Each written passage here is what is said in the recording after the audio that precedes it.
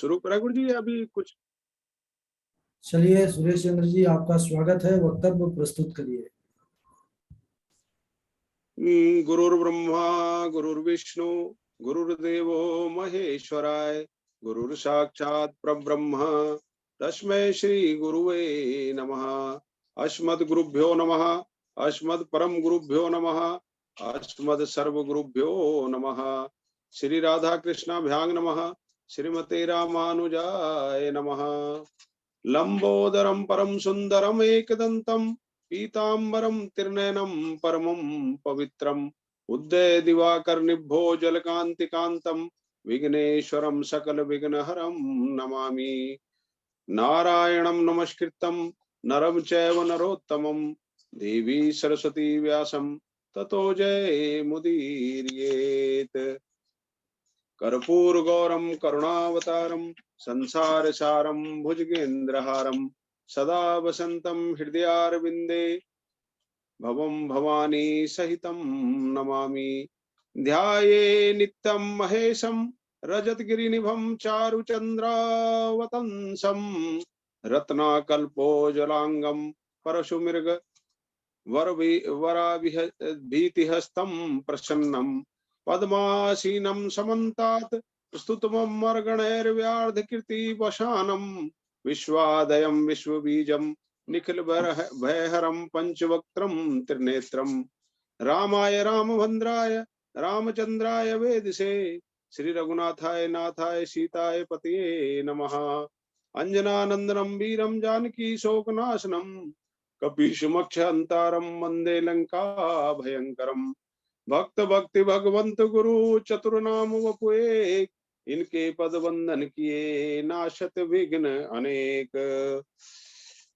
परम मंगल में परात्पर परब्रह्म परम पिता परमात्मा अकारण करुणा वरुणालय अकारण करुणाकारक अचिंत्य कल्याण गुणगण निधान सर्वेश्वर सर्वाधिपति श्रेष्ठ आचरणवान प्रजा के सुखदाता एवं संहार करता पार्वती नाथ परमथादि गणों के स्वामिन आकाश आदि अष्टमूर्तियों वाले विश्व रूप विज्ञान के पूर्ण ज्ञाता देवाधिदेव त्रिनेत्रधारी दुस्वप्न नाशक पंच तत्वोत्पादक विश्वेश्वर मंगल करता आदि अंत रहित सबके कारण श्री सांब सदाशिव भगवान के चरणों में कोटिशा नमन नतमस्तक वंदन एवं अभिनंदन। पराम्बा भगवती जगदीश्वरी शंकर शिव प्राण वल्लभा आदि जगत में व्याप्त रहने वाली जगत की आधारभूता परम शक्ति श्री जगदम्बा माँ के पार्वती के चरणों में कोटि कोटि प्रणाम कोटि कोटि नमन। समस्त भूतादिक सिया राम में सब जग जानही करहु प्रणाम जोर जुगपान। समस्त समुपस्थित भगवत भक्त शिव कथा अनुरागी सज्जनों भक्तिमयी मात्र शक्ति भगनी बांधो भगवत चरण चंचरीक भगवत पादार बिंद मकरंद रस पिपासु सुधी जन भुवि भावुक रसिका वृंद जन। हम सबका यह परम सौभाग्य है कि भगवान सांब शिवाय की यह सुंदर कथा इसमें सम्मिलित होकर इस शिव कथा मंदाकिनी पर गोता लगाने का हमें शुभ अवसर प्राप्त हुआ है। जीवन में ऐसे क्षण बड़े ही पुण्य से मिलने वाले होता है जब श्री शिव पुराण की कथा हमें सुनने को मिलती है। शिव पुराण महापुराण की कथा बड़ी दिव्य और विलक्षण है और इसी कथा का अनुसंधान कर 12 आदित्य 12 के 12 जो सूर्य हैं अपना काम कर रहे हैं। श्री शिव पुराण महापुराण का शब्दार्थ शिव यानी कल्याण। शिव का अर्थ है कल्याण करने वाला जो कीर्ति ज्ञान सहित धर्म अर्थ काम मोक्ष को विस्तार से संतुष्ट और पुष्ट कर दे और हमेशा हमेशा के लिए अपने चरणों की भक्ति प्रार्थना कर दे वह है शिव। शिव का अर्थ ही है कल्याण करने वाले। आगे महापुराण शब्द का अर्थ है महा। महा माने सभी प्रकार से और सभी में श्रेष्ठ जो हो वो महा कहलाता है। एवं पुराण का मतलब है कि जो लेखनी ग्रंथ कला के रूप में प्राचीन हो या जो लेखनी ग्रंथ कथा के रूप में पुराना हो परंतु जगत के जीवों को हमेशा नया ज्ञान शांति एवं आनंद देते हुए नया या सरल जीवन का उपदेश देते हुए सनातन प्रभु से संबंध जोड़ता है। तो वह अति प्राचीन लेकिन सदा सुनने में ऐसा लगता है कि जैसे हम अभी इसको सुन रहे हैं। बिल्कुल नवीन ज्ञान नजर आता है जब जब हम भगवान शिव के चरणों में अपने ध्यान को जोड़ते हैं तो सदैव उनकी अनुकंपा, सदैव उनकी कृपा हमारे ऊपर, अपने भक्तों के ऊपर बरसती रहती है। तो जो सदा नया है वही पुराण है।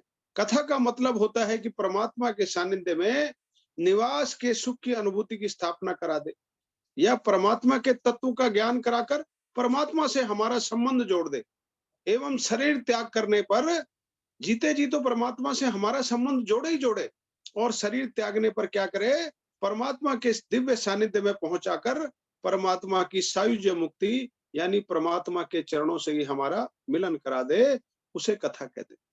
कथा के द्वारा ही सुन सुनकर हमारी श्रद्धा उत्पन्न होती है, और श्रद्धा के द्वारा जो हमारा मन संसारी कार्यों में भटकता रहता है वो भगवान के चरणों में जुड़ जाता है।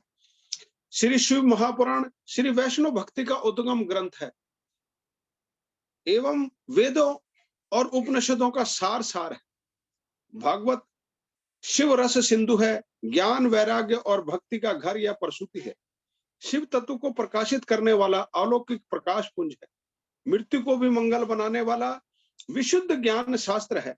मानव जीवन को सुखमय बनाने वाला, व्यक्ति को व्यक्ति और समाज को सभ्यता संस्कृति देने वाला है।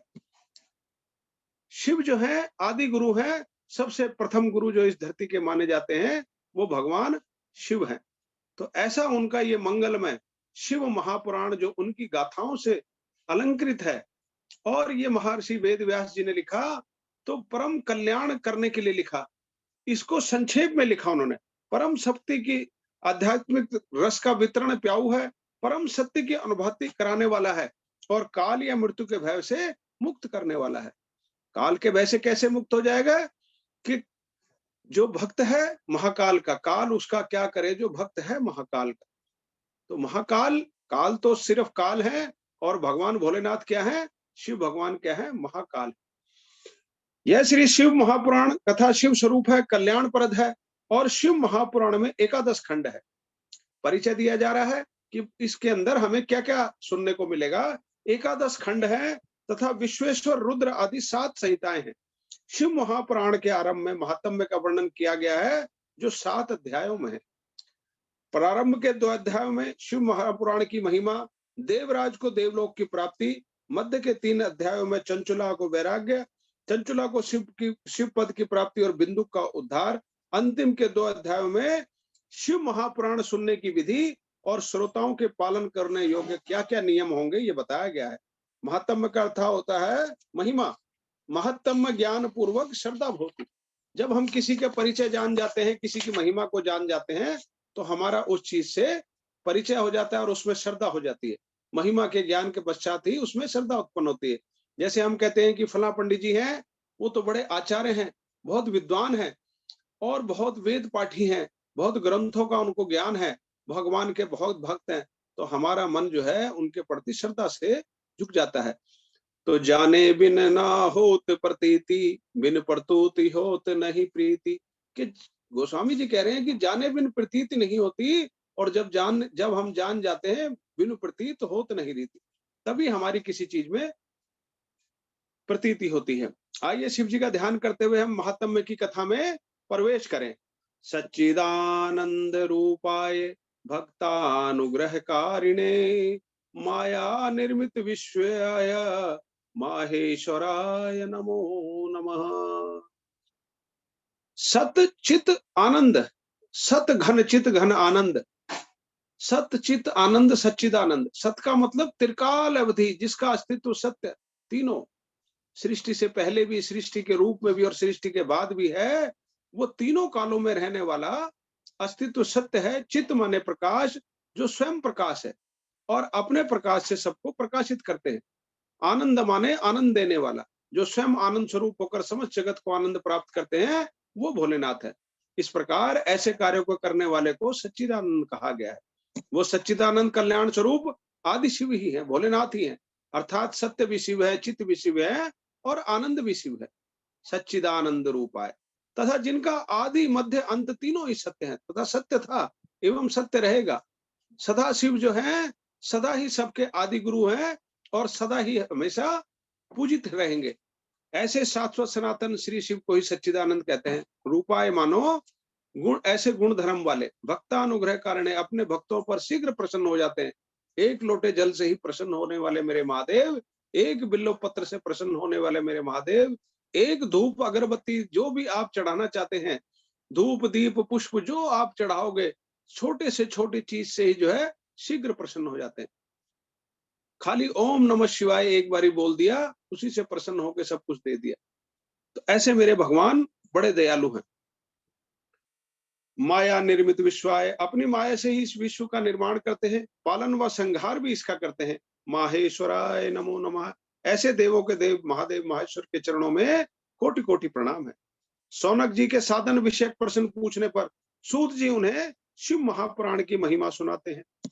हे सूत महाप्राज्ञ सर्व सिद्धांत वित प्रभो, आख्याहि में कथा सारम पुराणानाम विशेषतः। सौनक जी ने पूछा कि हे सूत जी, ज्ञान और वैराग्य के सहित भक्ति से प्राप्त होने वाली विवेक बुद्धि कैसी होती है? साधु पुरुष किस प्रकार काम क्रोध आदि विकारों का निवारण करते हैं? क्या करते हैं साधु सन्यासी? आपने देखा होगा साधु सन्यासी अपने तप के द्वारा लाखों सालों से तपते जा रहे हैं। अलग अलग सन्यासियों, उनके शरीर बदलते रहते हैं। कभी कोई सन्यासी तप करता है, कभी कोई सन्यासी तप करता है, लेकिन तप की प्रक्रिया इस संसार में निरंतर चलती आ रही है। तप के से ही सारा संसार चल रहा है। तो वो कह रहे हैं कि किस प्रकार अपने काम क्रोधी आदि पर नियंत्रण करें। काम क्रोध मद लोभ मोह, इन सब का निवारण वो कैसे कर रहे हैं?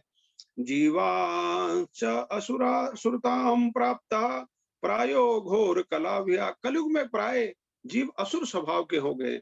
उन्हें शुद्ध बनाने का उपाय क्या है? कलयुग के मनुष्य क्या कर रहे हैं? आप चारों तरफ देखिए, लोग मांस का भक्षण कर रहे हैं, मद्यपान कर रहे हैं, शराब पी रहे हैं, जुआ खेल रहे हैं, क्लबों में जा रहे हैं, नृत्य कर रहे हैं। इस प्रकार से जो है पूरी तरह से उनके ऊपर जो है कलयुग का प्रभाव हो चुका है। असुरों की तरह व्यवहार कर रहे हैं। विदेशों में जाइए, विदेशों को देखिए आप, विदेशों की संस्कृति